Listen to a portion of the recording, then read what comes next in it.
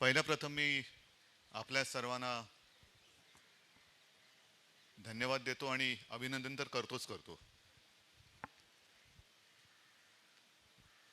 मी मार्गदर्शन करायला उभा राहिलोय खरं, पण करायचं काय मार्गदर्शन? थोडंसं मराठी आणि हिंदीमध्ये बोलेन, चालेल ना? मराठी तो समजते ना बाकी सारे लोक. कारण तुम्ही एक आयुष्यातला महत्त्वाचा टप्पा पार पाडलेला आहे. राजकारणी लोक आणि तुम्ही सगळे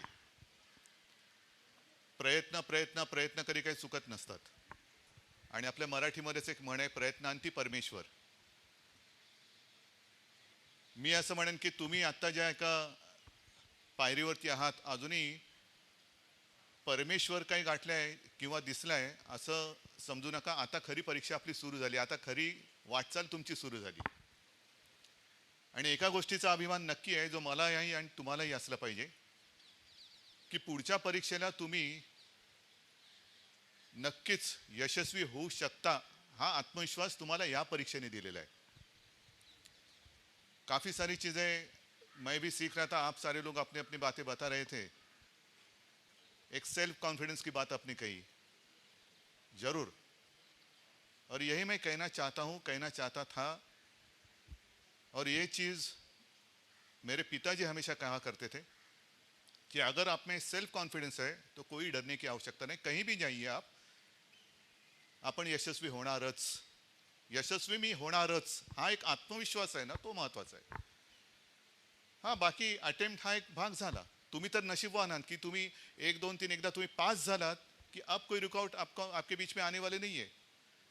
लेकिन हमें तो हर 5 साल के बाद अटेम्प्ट करना पड़ता है.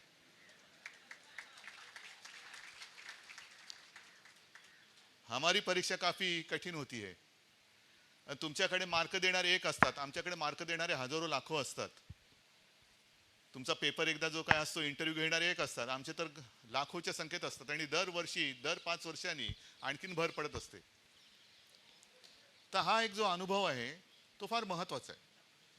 आपल्या दोघांची थोडीशी, दोघांचं मार्ग जरा वेगळे असले तरी क्षेत्र एक आहे. आणि विशेषतः गव्हर्नमेंट म्हटल्यानंतर जोपर्यंत आपल्या दोघांचं म्हणजे एक आपण म्हणतो ना, सचिव आणि शासन आणि प्रशासन दोघांचा ताळमेळ नाही जमला तर राज्याचं आणि देशाचं वाटोळं झालंच समजा. अजिबात नाही चालणार. तर त्याच्यासाठी आता गेले 2 वर्ष, नाही तर मला खरं या ब्युरोक्रेसी म्हणजे काय ऐकून खूप होतो, पण अनुभव कसलाच नव्हता. आणि मला प्रशासनाचा अनुभव तर बिलकुलच नव्हता. म्हणजे एक गोष्ट अशी की तुम्ही आता पास झाल्यानंतर प्रशासनात येताय, मी तर असाच इकडून तिकडून फिरणारा पटकन गेलं, मला उचललं आणि शाळेचा प्रिन्सिपॉल करून टाकला. आणि मग मला एक एक गोष्टी शिकायला ज्या मिळत आहेत. महत्त्वाचा भाग काय असतो की आम्ही सगळे राजकारणी लोक, हम तो रस्ते पर उतरने वाले लोग हैं. ये होना ही चाहिए. अरे होना चाहिए, हो सकता है क्या? नहीं, वो कुछ हमें पता नहीं, होना ही चाहिए. ठीक है, अच्छी बात है. पण गव्हर्नमेंट चालवताना जेव्हा मी मुख्यमंत्री म्हणून बसतो, मी एका बाजूला माझे मंत्री आणि दुसऱ्या बाजूला सगळं प्रशासन असतं, त्यावेळेला मला माझी मधली भूमिका घ्यावी लागते. आणि मग दोन्ही म्हणजे मला माझ्या सहकार्यानं पण सांगायचं आणि तुम्हालाही सांगायचं आहे. काही वेळेला ब्युरोक्रॅट जे असतात त्यांना हो म्हणण्याची सुद्धा सवय लागण्याची गरज असते. आणि राजकारण्यांना काही वेळेला नाही म्हणण्याची सवय लागण्याची आवश्यकता असते. म्हणजे तुम्ही हो बोलायला शिकलं पाहिजे, आम्ही नाही म्हणायला शिकलं पाहिजे. अन्यथा काय होतं की आपल्याकडे लोकशाही आहे, जनतेचा दबाव तर असतोच. आणि आत्ता आपण कोणी सांगितलं दुरितांचे तिमीर जाओ, हे तिमीर फार मोठं आहे. असं सहजासहजी शक्य होणार नाही आहे. एक तर आपल्याकडे आता मधला जो काय काळ चालू आहे, अजूनही ठीक आहे मी बोलताना धाडस करतोय मास्क काढण्याचं, अन्यथा आज तुम्ही देखील मास्क लावून बसलेला आहात. संकटामागून संकट येत आहेत, त्याच्यातनं आर्थिक स्थिती, त्याच्यानंतर कायदा सुव्यवस्था हे सांभाळायचं. आणि मग मात्र मला ह्या सगळ्या सचिवांचं महत्त्व कळलं. कारण फार कठीण परिस्थितीतनं आपण राज्य चालवतोय. पूर्ण जगच त्या कठीण परिस्थितीतून चाललेलं आहे. कोरोना सारखं संकट ना पहले कभी देखा था. हाँ, 100 साल पहले कभी आया था ऐसे कहते हैं, स्पैनिश फ्लू. लेकिन कोई जानकारी नहीं है उस वक्त क्या हुआ था, क्या उस वक्त भी कोई मेडिसिन थी. आजपर्यंत जे काही फोटो तेव्हाचे बघतोय ते फक्त मास्क घातल्याशिवाय दुसरे फोटोच नाही आहेत. करायचं कसं? जेमतेम मुख्यमंत्री होऊन मी 2-3 महिने झाले होते आणि हे संकट घुसलं आपल्या राज्यामध्ये. क्या करना है, क्या कर सकते हैं, क्या करना चाहिए. मी एकच काम केलं, जे तज्ज्ञ लोक आहेत त्यांचा पहिले टास्क फोर्स नेमला आणि त्यांच्या सल्ल्याने पुढे जायला लागलो आणि सगळ्या आपल्या प्रशासनाला मी विश्वासात घेतलं. सगळ्या दर 1-2 दिवसाआड माझ्या व्हिडिओ कॉन्फरन्सिंग व्हायच्या. मग कलेक्टर असायचे, विभागीय आयुक्त असायचे, पोलीस असायचे, सगळे DG, SP, महापालिका आयुक्त, म्हणजे महत्त्वाचे जे सरकार चालवण्याचे जे महत्त्वाची लोक आहेत ते असायचे आणि त्यांना विश्वासात घेतलं आणि त्यांच्या माध्यमातून आपण राज्य पूर्ण करोना राज्यात नियंत्रित ठेवू शकतो. म्हणजे थोडक्यात काय की संवाद महत्त्वाचा आहे.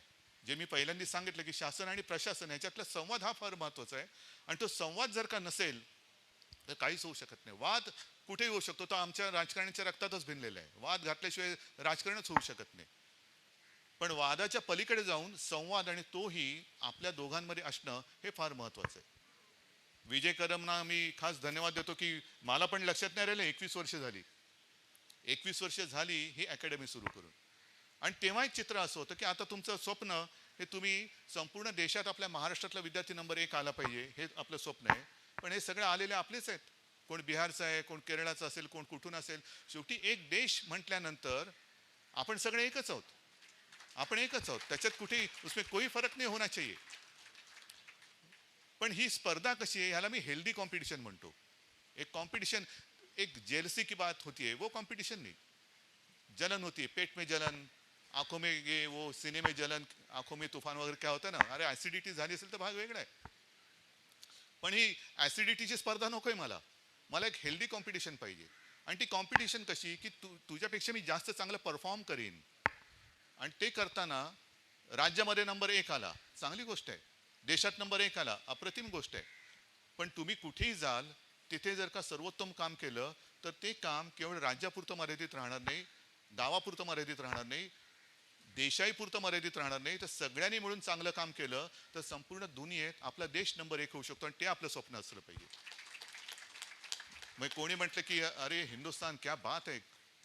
आणि ते हिंदुस्तान आपण म्हणतो ना की तुम्ही इतिहास घडवला आहे, इतिहास परीक्षेपुरता नक्की घडवला, पण इतिहास घडून झालाय, आता भविष्य तुम्हाला घडवायचंय. आता भविष्य घडवायचंय आणि त्याच्यासाठी जे एक हार्डवर्क लागतं ते तर तुम्हाला सवय आहेच. आत्मविश्वास पाहिजे, तो आत्मविश्वास तुमच्यात आहेतच. आता जो आत्मविश्वास आणि जे हार्डवर्क तुम्ही परीक्षेत पास होताना दाखवलेलं आहे तेच आता या पुढच्या कारकिर्दीत दिसलं पाहिजे. तुम्ही कुठेही जा, एक बात मुझे बहुत अच्छी लगी और यही ह्याचं हे यशाचं तुमचं गमक हेच आहे कि जितने सारे लोगों ने यहाँ अपनी एक भावना व्यक्त की, सारे लोगों ने अपने माता पिता का आदर किया. ही फार मोठी संस्कृती आहे आपली. ही फार मोठी संस्कृती की आई वडिलांचा आदर, पितृदेव भव, मातृदेव भव, गुरुदेव भव, ह्या 3 लोकांना जर का तुम्ही नेहमी आठवलत तर तुमच्याकडनं कधीही कुठेही खोटं काम होणार नाही, अजिबात होणार नाही. आणि जेव्हा मी पहिल्या प्रथम सर्व सचिवांना भेटलो, मंत्रालय में मैंने एक मीटिंग ली, तो मैंने उनको सारे अच्छी बात मैं करता हूँ लेकिन एक ही बात बताई कि आप ध्यान में रखो, एक भी गलत फाइल मेरे सामने आनी नहीं चाहिए. एक सुद्धा खोटं काम माझ्या आसपास सुद्धा आलं तर त्याच्यावर माझी सही पण नाही, पेनाचा ठिपका सुद्धा उमटणार नाही, ह्याची काळजी ही तुम्ही घ्यायची आहे. कारण नाहीतर आम्ही भ्रष्टाचार मुक्त भारत करू. कसा करणार भ्रष्टाचार मुक्त? अगर हम खुद ही उसमें इन्वॉल्व रहेंगे तो भ्रष्टाचार मुक्त भारत के सपने कौन देख सकता है, कौन बात कर सकता है? तर हे एक तुमच्या मनामध्ये ठाम असलं पाहिजे की मी कुठेही जाईन. आता तुम्ही देशभर पसरणार, कुठेही गेलात तरी नाही, जे तुम्ही बोलात ना दुरितांचे तिमिर जाओ, हे फार महत्त्वाचं वाक्य आहे. आणि ते तिमिर जर का दूर करायचं असेल तर पहिला हा भ्रष्टाचाराचा काळोख हा आपल्याला दूर करावा लागेल. भ्रष्टाचाराचा काळोख पहिला दूर करावा लागेल. बाकी गोष्टी अनेक आहेत. बऱ्याच दिवसानंतर आता माईक समोर भाषण करण्याचे योग यायला लागलेले आहेत. त्याच्यामुळे एकदा माईक हातात आला का पटकन सोडवत नाही. तर तसं मी काही करणार नाही. तुम्हाला जास्त काही मार्गदर्शन करण्याची आवश्यकता नाही, कारण हा मार्ग तुम्ही स्वतः स्वीकारलेला आहात. ज्याला मी म्हणेन एक अग्निपथ, हा अग्निपथ आहे. तुम्हाला काही होता आलं असतं, काही म्हणजे कुठेही नोकरी पकडून तुम्ही तुमचं आयुष्य आणि तुमच्या कुटुंबापुरतं आयुष्य तुम्ही जगू शकला असतात. आणि तेवढी हुशारी तुमच्यात आहे, तेवढे तुम्ही हुशार आहात. पण तुम्ही देशाला आपलं कुटुंब मानून काम करता आहात त्याच्याबद्दल मी पहिल्यांदा तुम्हाला धन्यवाद देतोय की हे पूर्ण देश आहे माझं कुटुंब आहे.